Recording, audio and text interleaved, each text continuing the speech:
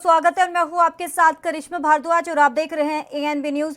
विवादों में घिरे महाराष्ट्र के गृह मंत्री यानी कि अनिल देशमुख ने अपने ऊपर लग रहे आरोपों को लेकर बयान जारी किया है। अनिल देशमुख ने इस बाबत मुख्यमंत्री उद्धव ठाकरे को चिट्ठी लिखी है। चिट्ठी में देशमुख ने कहा कि मुंबई पुलिस के पूर्व कमिश्नर परमबीर सिंह ने उन पर वसूली के जो आरोप लगाए हैं उन सभी आरोपों की जांच कराई जाए और वहीं परमबीर सिंह आज बॉम्बे हाईकोर्ट का दरवाजा खटखटा सकते हैं। और वहीं आपको बता दें कि चिट्ठी में अनिल देशमुख ने कहा कि जब आरोपों की जांच होगी तो दूध का दूध पानी का पानी हो जाएगा। अनिल देशमुख ने अपनी चिट्ठी में यह भी लिखा है कि अगर सीएम जांच के आदेश देते हैं तो मैं इसका स्वागत करूंगा। बीजेपी लगातार गृह मंत्री देशमुख के इस्तीफे की मांग कर रही है और अनिल देशमुख के खिलाफ सीबीआई जांच की मांग कर रहे हैं। परमबीर सिंह आज बॉम्बे हाईकोर्ट का दरवाजा खटखटा सकते हैं और कल सुप्रीम कोर्ट ने परमबीर सिंह की याचिका सुनने से इनकार कर दिया था और महाराष्ट्र के गृह मंत्री यानी कि अनिल देशमुख के खिलाफ जांच की मांग हाईकोर्ट में रखने को कहा था। सुप्रीम कोर्ट ने इस बात पर भी सवाल उठाए कि परमबीर सिंह ने अपनी याचिका में देशमुख को पक्ष क्यों नहीं बनाया। अब परमबीर सिंह बॉम्बे हाईकोर्ट जा सकते हैं। वहीं मनसुख हिरेन की हत्या को लेकर लगातार नए खुलासे सामने आ रहे हैं और अब पता चला है कि जब मनसुख हिरेन को मारा गया तब सचिन वाजे उसी जगह पर मौजूद था। इसके बाद वह मुंबई वापस आया और रात के करीब 11:48 डोंगरी इलाके में टिप्सी बार में रेड का नाटक रचा और इस बात का खुलासा महाराष्ट्र एटीएस के दस्तावेज और सबूतों से हुआ है जो एनआईए को सौंपे गए हैं। बता दें आपको ये कि 5 मार्च को हिरेन का शव ढाणे में कलवा क्रिक से ये मिला था।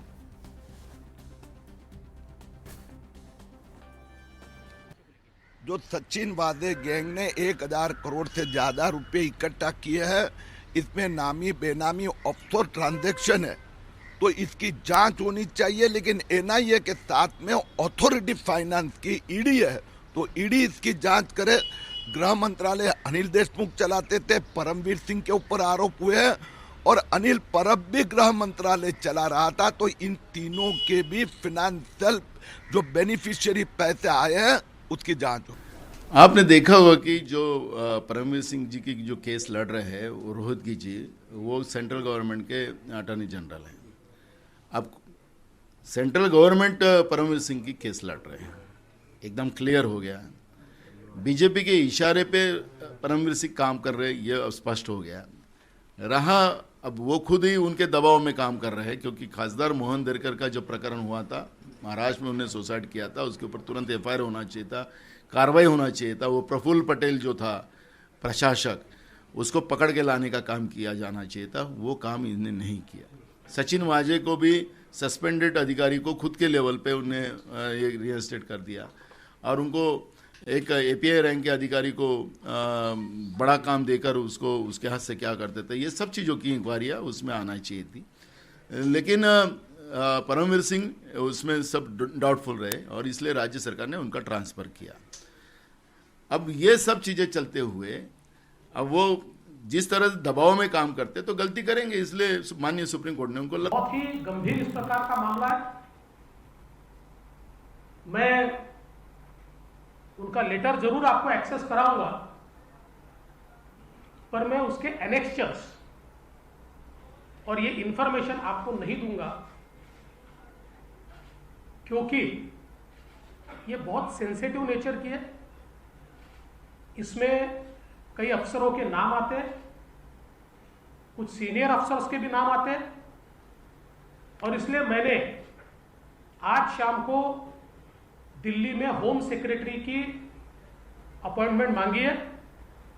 इस प्रेस कॉन्फ्रेंस के बाद मैं दिल्ली जाने वाला हूं और ये पूरी जानकारी मैं होम सेक्रेटरी को दूंगा और मैं उनसे निवेदन करूंगा, चूंकि कई आईपीएस अफसर है, कुछ नॉन आईपीएस भी है, कुछ छोटे भी अफसर है, लेकिन चूंकि वो सेंट्रल गवर्नमेंट के अंडर आते हैं और उनके कस्टोडियन ये सेंट्रल गवर्नमेंट है, इसलिए होम सेक्रेटरी इस पूरे मामले की जांच ये सीबीआई से करे, इस प्रकार की मांग तो इस पर तमाम जानकारी देने के लिए हमारे साथ हमारे संवाददाता मुंबई से मुरारी सिंह जुड़ गए हैं। मुरारी सिंह, मनसूख हिरेन हत्या मामला लगातार सियासत बनता हुआ नजर आ रहा है, तो वहीं अब गृह मंत्री यानी कि अनिल देशमुख ने मुख्यमंत्री उद्धव ठाकरे को चिट्ठी लिखी है। क्या कुछ लिखा है उन्होंने? करिश्मा, देखिए, इस तरीके से लगातार विवाद उठ रहा था और मुंबई के पूर्व पुलिस कमिश्नर परमवीर सिंह ने 100 करोड़ रुपए वाजे के जरिए वसूलने के गंभीर आरोप लगाए थे, जिसे लेकर राजनीतिक सियासत काफी तेज हो गई थी और विपक्ष उनके इस्तीफे की मांग कर रही थी। वहीं कल मुख्यमंत्री के बैठक में गृह मंत्री अनिल देशमुख ने एक पत्र दिया है, जिसमें साफ तौर पर इस पूरे मामले की जांच कराने की मांग रखी है और इसे लेकर देर रात गृह मंत्री अनिल देशमुख ने ट्विटर के जरिए उस लेटर को ट्वीट करते हुए लिखा कि मैं चाहता हूं कि मुख्यमंत्री इस पूरे मामले की जांच करे ताकि दूध का दूध और पानी का पानी हो सके। राजनीतिक सियासत के बीच अनिल देशमुख का जो पत्र मुख्यमंत्री को गया है, उसे लेकर के राजनीतिक बयानबाजी भी काफी तेज हो गई है। चाहे वो गिरीश समैया बीजेपी के नेता हो या मुख्यमंत्री देवेंद्र फडणवीस, वो सीधा महाराष्ट्र सरकार पर हमलावर हो गए हैं। चाहे वो परमवीर सिंह की जो है कि याचिका हो या फिर मनसूख हिरेन के मौत मामले में एक के बाद एक खुलासे। जी करिश्मा।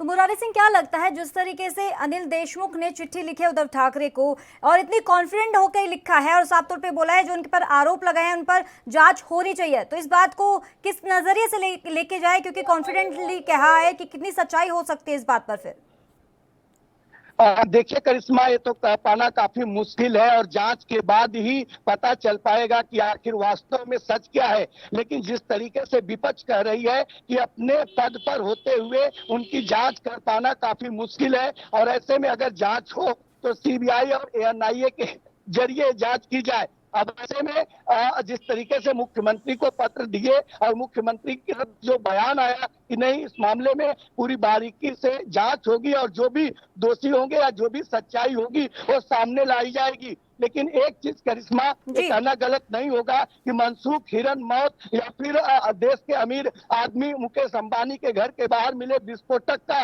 मामला कर सकते हैं कि जहां एक तरफ जांच पे चल रही है वहीं राजनीतिक सियासत पूरी तरह से उफान पर है। जी।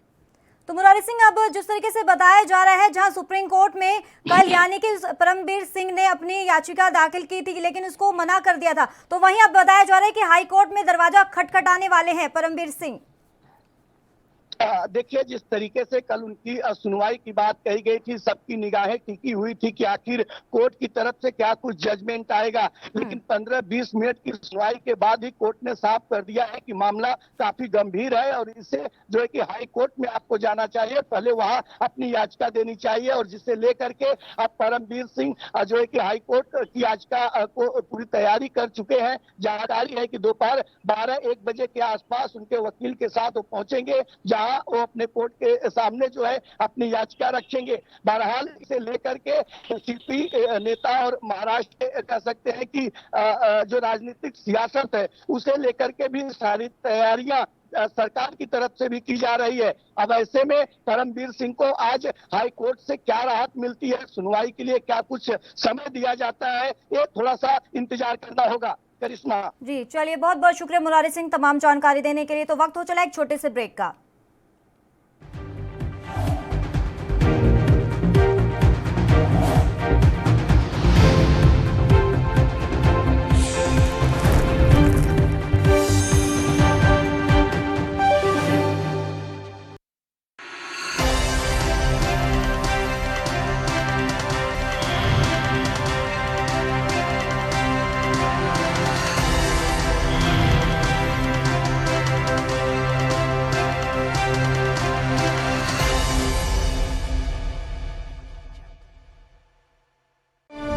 ਸਰਕਾਰੀ ਸਕੂਲਾਂ ਵਿੱਚ 6ਵੀਂ ਤੋਂ 12ਵੀਂ ਜਮਾਤ ਵਿੱਚ ਪੜ੍ਹ ਰਹੀਆਂ ਸਾਰੀਆਂ ਵਿਦਿਆਰਥਣਾਂ ਨੂੰ ਮੁਫਤ ਸੈਨੀਟਰੀ ਪੈਡ ਦਿੱਤੇ ਜਾ ਰਹੇ ਹਨ। 4 ਵਰਿਆਂ ਤੋਂ ਧੀਆਂ ਦੀ ਸਿਹਤ ਦਾ ਫਿਕਰ ਕਰਦੀ ਪੰਜਾਬ ਸਰਕਾਰ।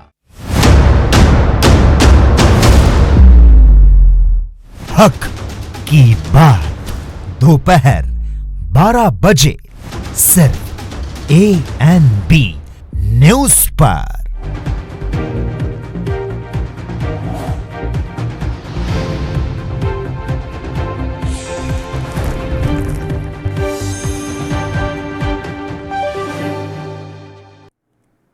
के बाद आपका एक बार फिर से स्वागत है। रुक कर लेते हैं अगली खबर का। कोरोना वायरस का संकट लगातार देश में बढ़ रहा है और अब महाराष्ट्र में इसका सबसे अधिक असर दिख रहा है। और आपको बता दें कि इसी बीच अब महाराष्ट्र के बीड़ में संपूर्ण लॉकडाउन लगाने का ऐलान कर दिया गया है। जिले में कोरोना वायरस के बढ़ते मामलों के कारण प्रशासन ने लॉकडाउन लगाने का फैसला लिया है। बीड़ जिले में 26 मार्च से 4 अप्रैल तक पूरी तरह से लॉकडाउन रहेगा और इस दौरान सभी बाजार, स्कूल और अन्य संस्थान बंद रहेंगे और लोगों के बाहर निकलने पर रोक रहेगी। हालांकि बेहद जरूरी सेवा जैसे कि स्वास्थ्यकर्मी, कोरोना वॉरियर्स को काम पर जाने की छूट मिल सकती है। और बीड़ से पहले महाराष्ट्र के नागपुर में 31 मार्च तक का लॉकडाउन है और इनके अलावा नासिक, ठाणे, पुणे जैसे इलाकों में पहले ही नाइट कर्फ्यू या अन्य कई सख्त फैसलों को उठाया जा चुका है। और दरअसल इस वीकेंड के साथ ही होली का त्योहार शुरू हो जाएगा और ऐसे में कई राज्य सरकारों द्वारा सख्ती का को ये बढ़ाया जा रहा है। और वैसे भी महाराष्ट्र में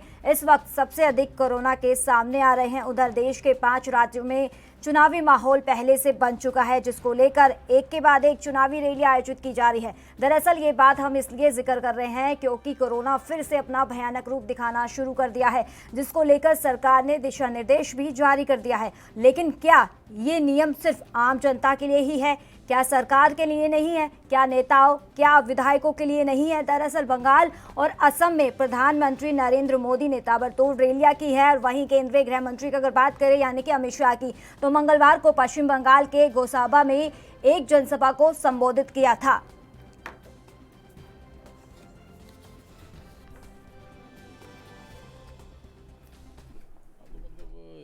मामले 3-4 राज्यों में ज़्यादा आ रहे हैं, लेकिन महाराष्ट्र में सबसे ज़्यादा मामले आ रहे हैं।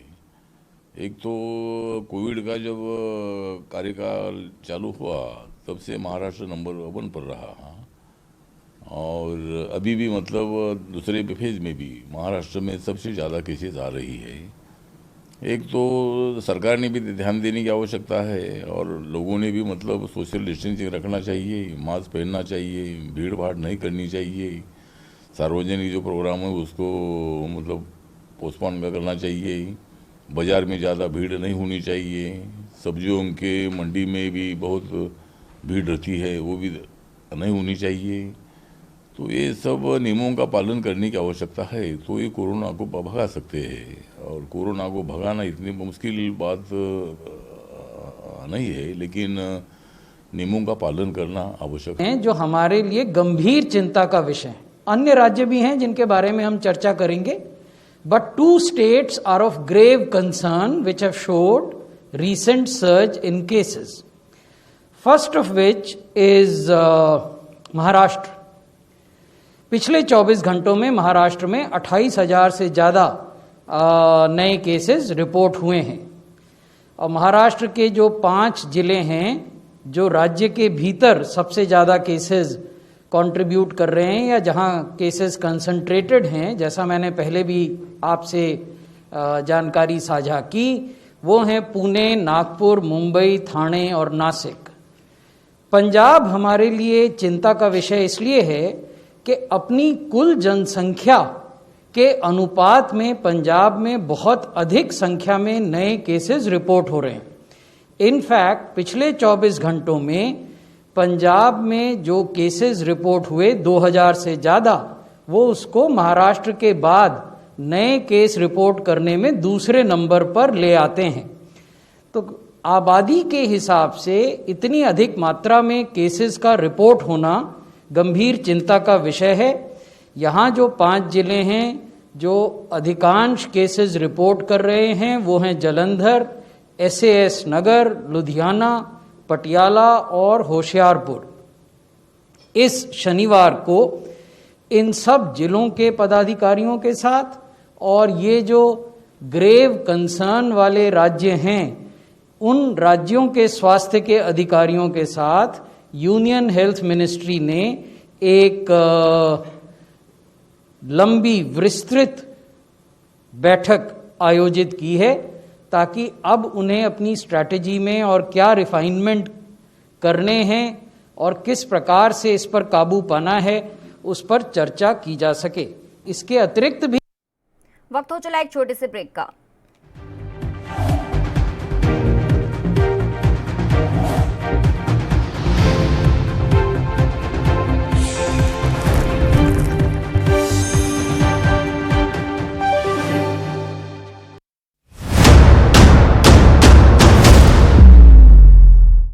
हक की बात दोपहर 12 बजे सिर्फ ANB न्यूज़ पर। 1 ਜੁਲਾਈ 2021 ਤੋਂ ਆਸ਼ੀਰਵਾਦ ਸਕੀਮ ਅਧੀਨ ਮਿਲਣ ਵਾਲੀ ਰਾਸ਼ੀ 15,000 ਤੋਂ ਵਧਾ ਕੇ 51,000 ਕਰ ਦਿੱਤੀ ਜਾਵੇਗੀ। 4 ਵਰਿਆਂ ਤੋਂ ਲੋੜਵੰਦ ਧੀਆਂ ਦਾ ਧਿਆਨ ਰੱਖ ਰਹੀ ਪੰਜਾਬ ਸਰਕਾਰ। न्यूज़ देख रहे हैं आप, नाम है आपका सरवी राजपूत। कोरोना की स्थिति दिल्ली में काफी बेकाबू। खबरनामा, खबर से असर तक शाम 5 बजे सिर्फ ANB न्यूज़ पर।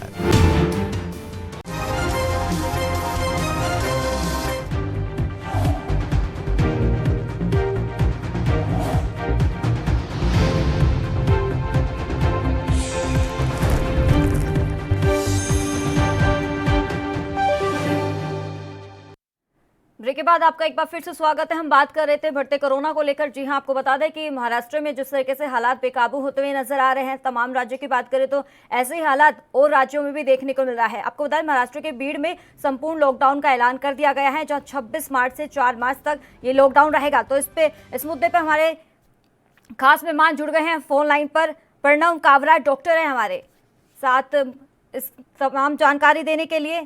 तो सर, बहुत बहुत स्वागत है आपका ANB न्यूज़ पर। जी, गुड मॉर्निंग एंड नमस्कार। मैं डॉक्टर काबरा बोल रहा हूँ बॉम्बे से।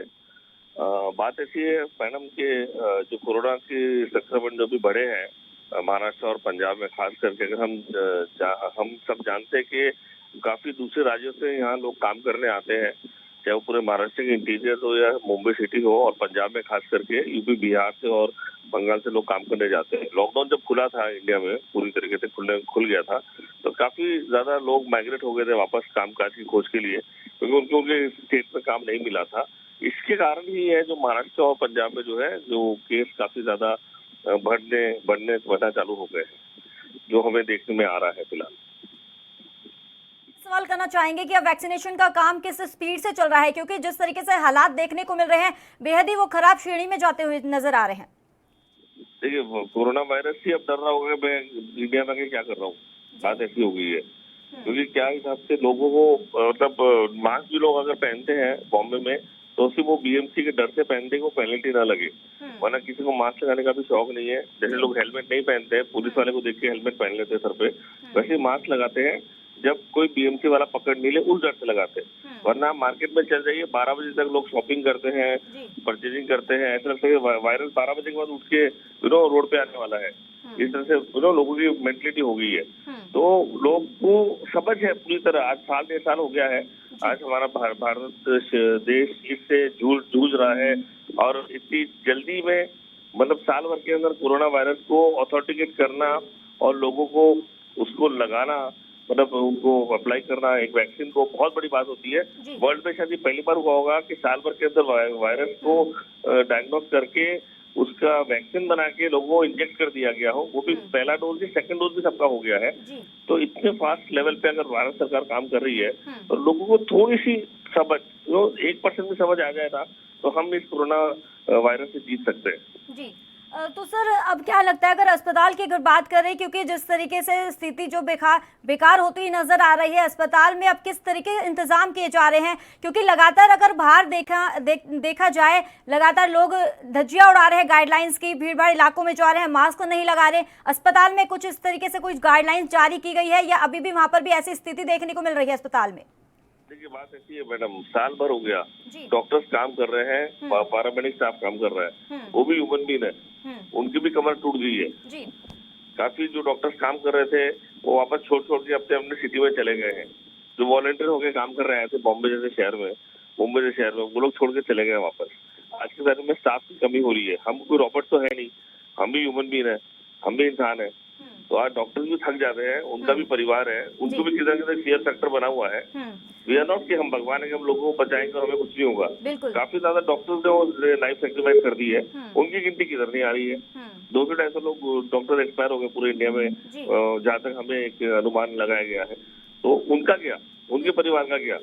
कभी किसी ने सोचा है कि डॉक्टर के परिवार का क्या होगा? लेकिन सर अब क्या लगता है, जब से कोई भी मतलब वैक्सीन लगा रहा है और ज्यादातर लोग इसमें पॉजिटिव पाए जा रहे हैं। फिलहाल अगर अपडेट की अगर बात करें, महाराष्ट्र में उद्धव ठाकरे जो मुख्यमंत्री हैं, उनके बेटे यानी कि आदित्य ठाकरे भी अब कोरोना पॉजिटिव हो गए हैं। रश्मि ठाकरे भी, उनकी जो पत्नी है उद्धव ठाकरे की, वो भी पॉजिटिव हो गई है। साफ तौर पर बोला है कि वैक्सीन लगाने के बाद पॉजिटिव हो रहे हैं। देखिए मैडम, अभी जहाँ तक हमें समझ में आता है वायरस से हमें जीरो टाइम बदला है, ठीक है। अब पर अभी जो वायरस इफेक्ट हो रहा है लोगों को, पहले जो हाई स्टेज पे था, जो लंग्स को इफेक्ट करता था और ब्रेथलेस ब्रीदिंग डिफिकल्टी लाता था, वो अभी करीब 80% लोगों पे नहीं ला रहा है। काफी लोग असिम्टोमेटिक ही हो रहे हैं आज की तारीख में। ओनली 10 to 20% लोग ही सिम्टोमेटिक हो रहे हैं, जहाँ उनको लंग्स पे सांस लेने में तकलीफ आ रही है।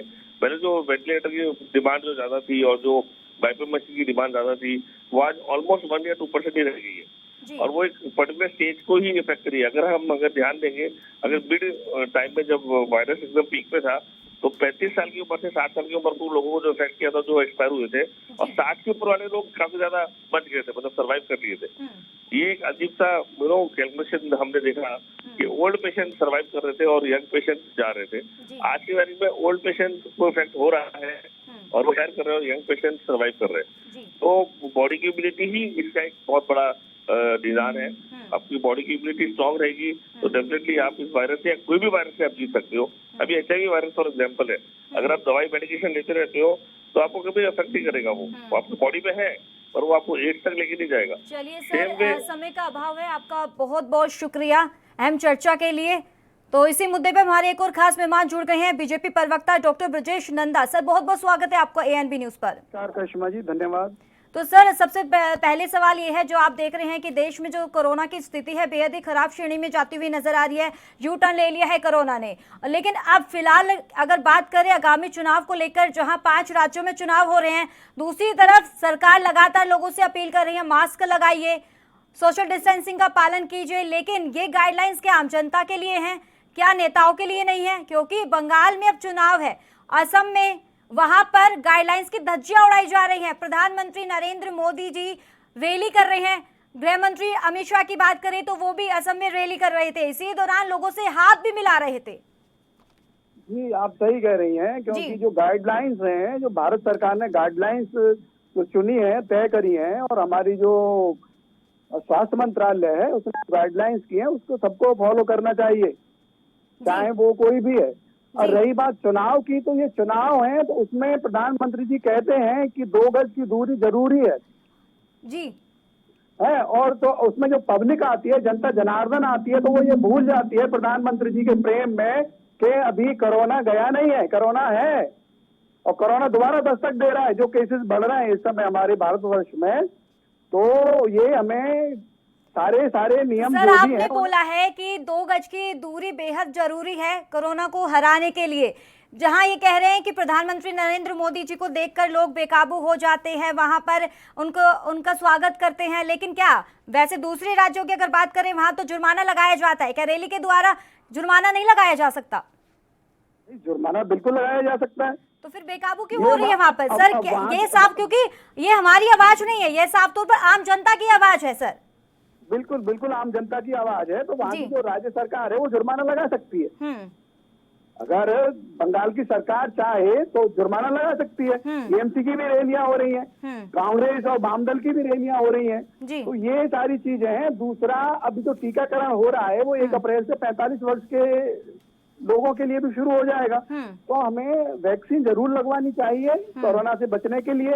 और देखिए करिश्मा जी, हमारी तो जो सभ्यता है ना, उसमें सबसे पहले कहा गया है कि अगर आप स्वस्थ हैं तो आपके पास सारी नियामतें हैं जी, और अगर अस्वस्थ हैं तो सारी नियामतें होने के बावजूद आप कुछ नहीं है, 0 है। पहला सुख निरोगी काया, तो निरोगी काया तभी होगी जब आप योगा करेंगे, वर्जिश करेंगे, घूमेंगे, व्यायाम करेंगे, तो उसमें आपकी जो इम्यूनिटी है वो स्ट्रांग होगी, मजबूत होगी। तो उसमें ये छोटे मोटे वायरस जो है ना वो उतना इफेक्ट नहीं कर पाएंगे, जैसे कि यूएस में हुआ, इटली में हुआ। तो ये सारी चीजें हैं। यूएस में सबसे ज्यादा केसेस आए, हमारे यहाँ तो फिर भी कम है, हमारे यहाँ 1% मौत हुई है, केवल 1% अभी तक के आंकड़ों में जितना भी है। जैसे 1,17,87,000 लोग हमारे यहाँ इसके इफेक्ट में आए थे, जिसमें 1,60,726 लोगों की मृत्यु हुई है, 99% रिकवर होकर आए हैं। तो ये हमारी भारतवर्ष के जो लोग हैं, यहाँ के जो रहने वाले हैं, बासिंदे हैं, उनकी जो इम्यूनिटी है ना वो बहुत है, मसालों का उपयोग करते हैं वो, और 10 में से मान के चलिए आप 50 लोग तो योगा करते ही करते हैं। सर, हम बात कर रहे थे कि आगामी चुनाव को लेकर केरला में अमित शाह जी, गृह मंत्री अमित शाह वहां पर मौजूद होते हैं, रैली करते हैं, लोगों से हाथ मिलाते हैं। क्या एक तरफ तो कहा जा रहा है कि 2 गज की दूरी बेहद जरूरी और नमस्ते कीजिए, लेकिन यहाँ तो सीधा साफ तौर पर हाथ मिलाया जा रहा है सर। ना बिल्कुल आप सही कह रही हैं। देखिए कभी कभी ऐसा होता है कि जब आदमी ज्यादा भावुक होता है ना, या ज्यादा अति उत्साह जो होता है, तो वो सारी चीजें भूल जाता है। जैसे मैं ही हूँ, मैं भी कई बार जब कोरोना काल था तो हाथ अपने अचानक सर समय का अभाव है, हम आपसे यही सवाल, आपने कहा कि भावुक हो जाते हैं नेता, लेकिन वो भावुक को, ये कोरोना को तो नहीं पता कि कौन भावुक हो रहा है, कौन, ये सीधा अटैक करता है, ना जाति देखता ना धर्म देखता। लेकिन हमें जो कोरोना गाइडलाइन है उनका पालन करना चाहिए, चाहे वो कोई भी हो। तो लग नहीं रहा ना सर, लग नहीं रहा। आगामी चुनाव को लेकर क्या लग रहा है कि आगामी चुनाव हो रहे हैं और यहाँ पर गाइडलाइंस का पालन नहीं किया जा रहा है साफ तौर पर? नहीं, उसमें मैंने बताया नहीं आपको कि जनता जो है ना वो भावुक हो जाती है, लाइन तोड़ देती है। तो सर हम यही तो बात, भावुक हो जाते हैं। अमित शाह जी क्यों हाथ मिला रहे हैं लोगों से? क्योंकि कोरोना को नहीं पता। चलिए, समय का अभाव है, बहुत बहुत शुक्रिया अहम चर्चा के लिए ब्रिजेश सर। तो इस खास बुलेटिन में फिलहाल इतना ही, दीजिए इजाजत, नमस्कार।